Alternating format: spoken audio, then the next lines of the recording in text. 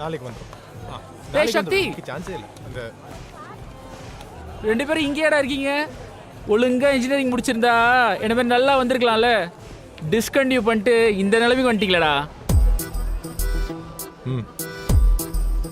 நீ கோகுல் தானே? நல்லா இருக்கியா? என்ன கேட்ட? எதுக்கு டிஸ்கண்டினியூ பண்ணிட்டேன்னா, இன்ஜினியரிங் படிச்சா ஃபியூச்சர் செம்மையா இருக்குன்னு எவனோ ஒருத்தன் சொன்னதை நம்பி கையில இருக்கிற எல்லா காசையும் திரட்டி வீட்ல இருந்து 80 கிலோமீட்டர் தூரத்துல ஒரு காலேஜ். எதுக்கு படிக்கிறோன்னே தெரியாம ஒரு கோர்ஸ். 4 வருஷம். காலைல 5:30 மணிக்கு அறக்க பறக்க பல்லு கூட தேக்காம எழுதுக்கணும். ஏன்னா 6 மணிக்கு பஸ் ஸ்டாப்ல இருக்கணும்ல. காலேஜ் பஸ்ஸுக்கு காசு கட்டியிருப்போம். பக்கத்துல எவ்வளவு அழகா ஒரு பொண்ணு இருந்தாலும் பேச முடியாது. ஏன்னா பொண்ணுங்க கூட பேசினா பாவம், ஃபைன் போட்டுருவானுங்க. லீவு போட்டா ஃபைனு, லேட்டா போனா ஃபைனு, ஐடி கார்டு போடலனா ஃபைனு, ஏன் முடி வெட்டலனா கூட ஃபைனு. மசருக்கு என்னடா ஃபைனு? இது எல்லாத்தையும் தாண்டி படிச்சிடலான்னு பார்த்தா யாரு வந்து கிளாஸ் எடுக்கிறா? போன வருஷம் நம்மளுக்கு முன்னாடி படிச்சுட்டு போனவன் நல்ல வேலை கிடைக்கிறதுக்கு டீச்சரா இருக்கலாம்னு வந்து எடுப்பான். எதுவுமே புரியாது.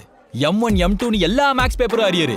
ஐயோ அண்ணா இன்ஸ்டியல் ரீவலேஷன் போட்டு அப்ளை பண்ணி எப்படியாவது கிளியர் பண்ணிடலான்னு பார்த்தா குத்தி விட்டது ரீவலேஷன் காசுக்குன்னு அப்புறம் தானே புரியுது.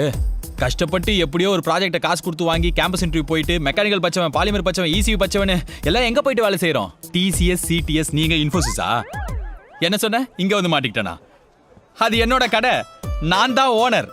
நான் எப்ப வேலை செய்வேன் நான் தான் முடிவு பண்ணணும். HRல கிடையாது. I am decision maker. Deepavali பொங்கலுக்கு நீ என்ன பண்ணுவ? லீவ் போடுவல்ல? எனக்கு அது ஹாலிடே. நான் வீட்ல குடும்பத்தோட இருப்பேன். ஏன்னா உன் ஹாலிடே அமெரிக்கன் இண்டிபெண்டன்ஸ். ஆனா ஒன்னு சொல்லி என்ன பண்றது? நாளைக்கு உன் வேலை இருக்குமான்னு உனக்கே தெரியாதுல்ல. ஏன்னா நீ லேபர், நான் ஓனர், அவனும் ஒரு ஓனர். டேக்கர் படி. பாய், அவனுக்கு ஒரு சென்ட் பாட்டில் ஃப்ரீயா கொடுத்து அனுப்பிச்சு விட்டுருங்க. போடா.